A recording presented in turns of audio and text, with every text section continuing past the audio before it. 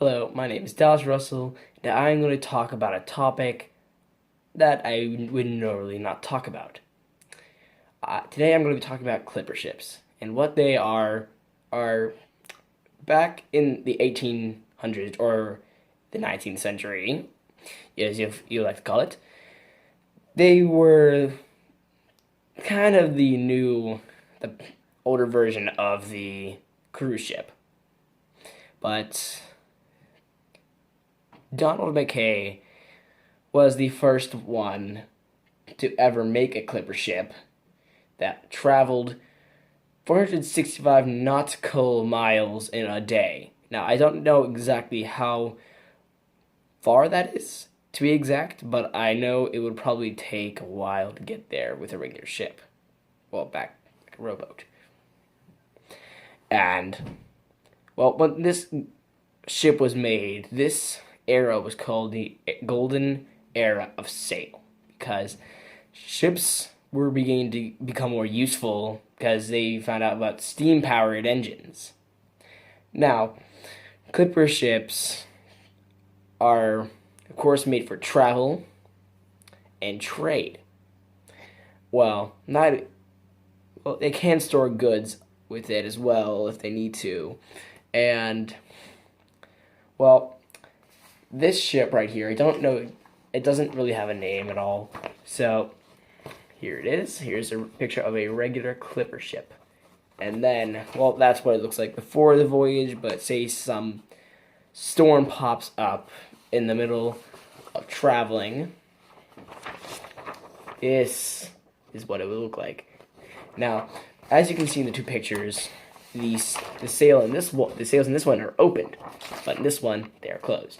Well, because since it's closed in the middle of a storm, the rain could be like maybe it's hail and maybe rain, heavy rainfall, and it might be able to put some holes in the sail, making these sails pretty much useless. And then they would be stuck at sea, and it would not end out well. Well, say you have a clipper ship filled with a bunch of sick people, and they all got the same type of sickness. I don't know if this happened. I don't know, but and they didn't have the medicine where they were, so they'd have to travel from say, well, most of the medicines were in California, and they say the ship was in England. People would have to make a 6 month long voyage to get where they need to go. Now, before that, clipper ships weren't made. Well, when they were made, the voyage cut the time in half because they could cut straight through, and plus they're faster. And since they're like more narrow than most of the bigger ships that were made back then, they can kind of turn more easily because they doesn't have too much mass in the front or the back. Now, the British developed a reliable steam-powered cargo ship, and then the clipper ship was kind of forgotten, and people weren't really using it as much, but the people who were using the clipper ships were still going with what they enjoyed. Now, I want to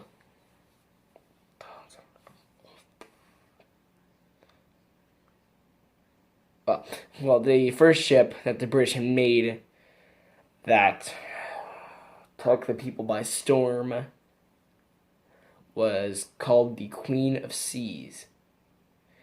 And it was also known here as one of the most exciting accounts of the Age of Sail, which means this is when all the ships were made. And I have a picture of one of the steam powered ships. I think that's what it is. It's in my book. Give me a second. It is right here. And since they're steam powered, they're a lot faster. But it doesn't look like it would have any weaponry on it.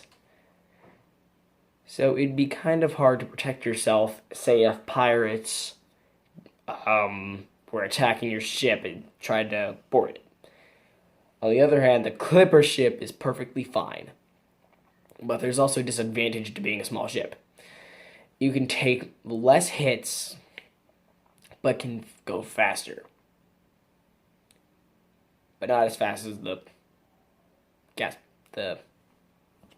other ship I showed you from the British. But the other ship can take more hits, but has a higher chance of exploding. Because, gas-powered things usually have, like, a fuel tank, and then, say, pirate shoots out one of its cannons and hits directly into a fuel tank, boom, it's done. No turning back from there. Well, I would like to thank you for joining me today for this educational video about clipper ships. Thank you. Goodbye.